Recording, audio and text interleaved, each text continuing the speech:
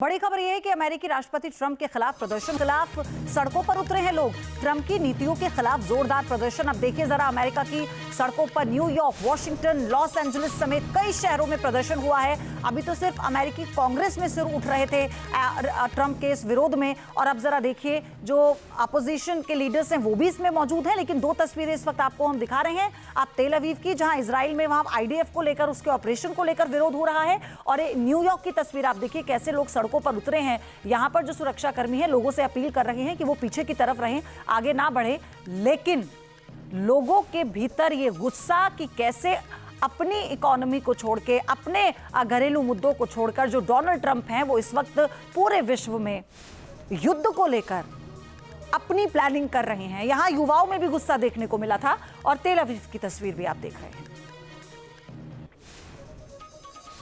Middle east में हमलों की रफ्तार और तेज होने वाली है। ईरान को पूरी तरह से घुटनों पर लाने के लिए इजराइल 3 मोर्चों से हमले कर रहा है।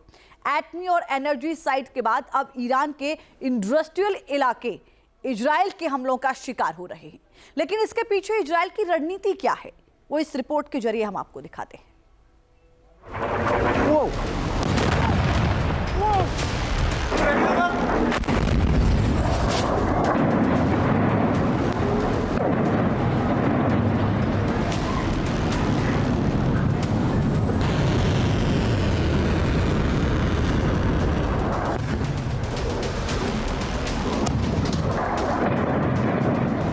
इजराइल ने टारगेट बदला, ईरान में कोहराम मचा।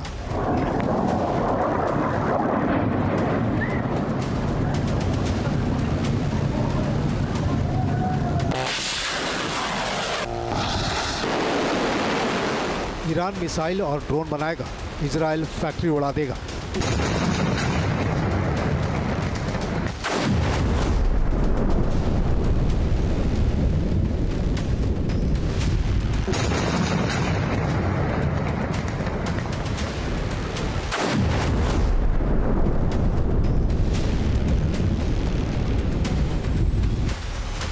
ऑपरेशन रोरिंग लायन, अब कयामत का सायरन।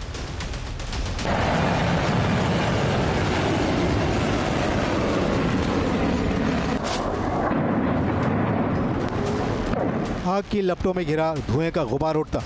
ईरान के अंदरूनी हिस्सों में इजरायली हमलों की सबसे भीषण तस्वीर है ये।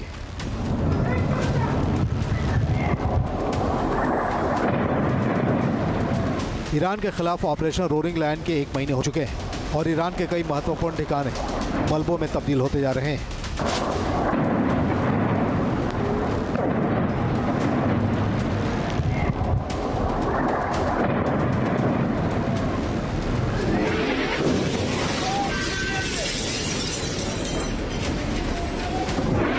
इजराइल ने इस बार ईरान के उस बुनियाद को निशाने पर लिया है जहां से ईरान के हथियारों को ताकत मिलती है। इजराइल ने रणनीति में तब्दीली लाते हुए ऊर्जा ठिकानों के साथ ही ईरान के इंडस्ट्रियल यूनिट्स को जमींदोज करना शुरू कर दिया है।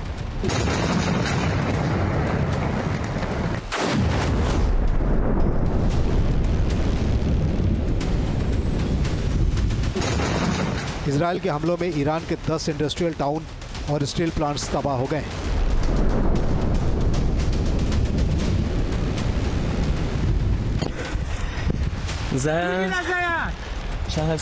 ये हमला ईरान की इकोनॉमी की नस काटने की तरह है, क्योंकि इन इंडस्ट्रियल टाउन से न सिर्फ ईरान के ऑटोमोबाइल सेक्टर, घरेलू उपकरण, गैस और तेल पाइपलाइन के निर्माण को मजबूती मिल रही थी, बल्कि ये औद्योगिक इलाके अन्य वाहनों के साथ ही ड्रोन और मिसाइल लॉन्चिंग सिस्टम के निर्माण के लिए बेहद अहम थे।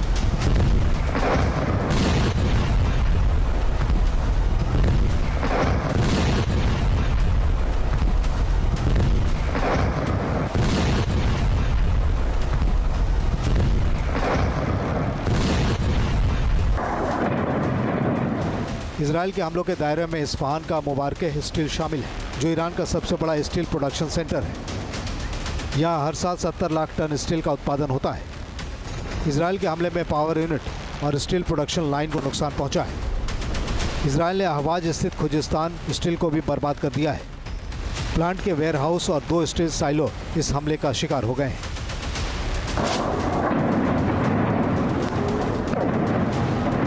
इजराइल के अटैक की जद में आए ईरान के प्रमुख औद्योगिक शहरों में दर्जनों छोटे कारखाने या गोदाम हैं जहां कपड़े, मशीनरी असेंबली और इलेक्ट्रॉनिक सामानों का प्रोडक्शन होता है। इजराइल की इस बदली हुई स्ट्रेटेजी का मकसद साफ है।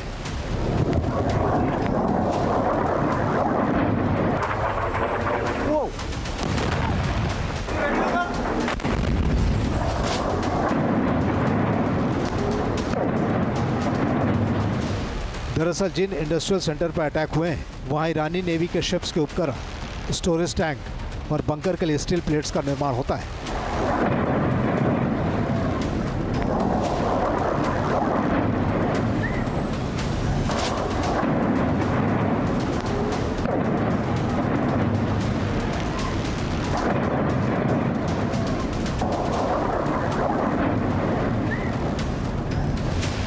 इजराइल ईरान के इंडस्ट्रियल बेस को पंगु कर देना चाहता है ताकि भविष्य में सैन्य उपकरणों के अलावा मिसाइल सिस्टम के प्रोडक्शन और मरम्मत के लिए ज़रूरी कच्चे माल मिलने बंद हो जाएं।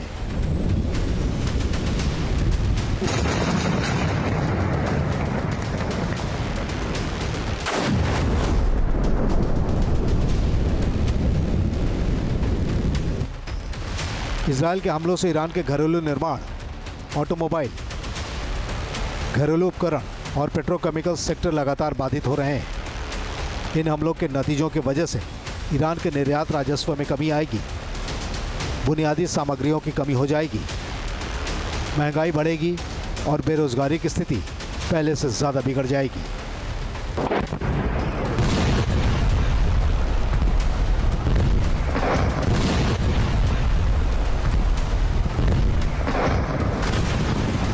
इजराइल अब ईरान के खिलाफ हाइब्रिड वॉर लड़ रहा है। कई मोर्चों पर इजराइल ईरान को घुटने पर लाने की कोशिश कर रहा है।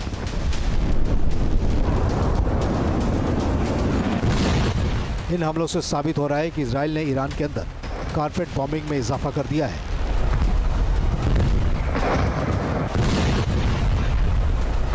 ये विजुअल्स तेहरान में Iran university of science and technology के ऊपर अमेरिकी और इजरायली एयरफोर्स के हुए हमलों के बाद के हैं। इमारतें ध्वस्त हो गई हैं और यूनिवर्सिटी कैंपस तहस नहस हो गया है।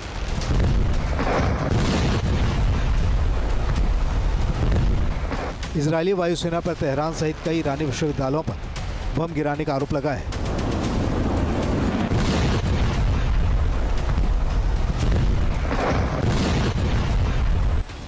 सोशल मीडिया पर एक वीडियो वायरल हो रहा है जिस वक्त ईरानी प्रोफेसर मोहम्मद बरांडी अमेरिकन पॉलिटिकल कमेंटेटर स्नीको से बात कर रहे थे, तेहरान में धमाके हो रहे थे। प्रोफेसर ने स्नीको से पूछा, आपने धमाके की आवाज़ सुनी? शायद कॉर्पोरेट बॉम्बिंग हो रही है। It seems like that's what is backwards of the two nations at Did you war. hear that huge explosion just now? Rolling explosions. That's carpet bombing. It's called carpet bombing. Israel अब Iran पर targeted और चुन चुन कर हमले कर रहा है। इजराइल के निशाने पर IRGC के कमांडर और ईरानी डिप्लोमेट्स हैं, भले ही ये ईरान में मौजूद हों या फिर लेबनान में।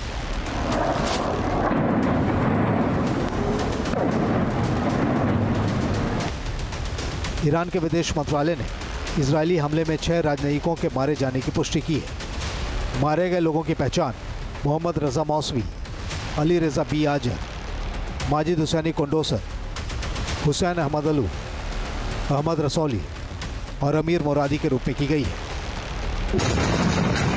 ईरान से आ रहे विध्वंस की तस्वीरें जाहिर कर रही हैं कि इजराइल का ऑपरेशन रोलिंग लैंड ब्रेकलेस हो चुका है।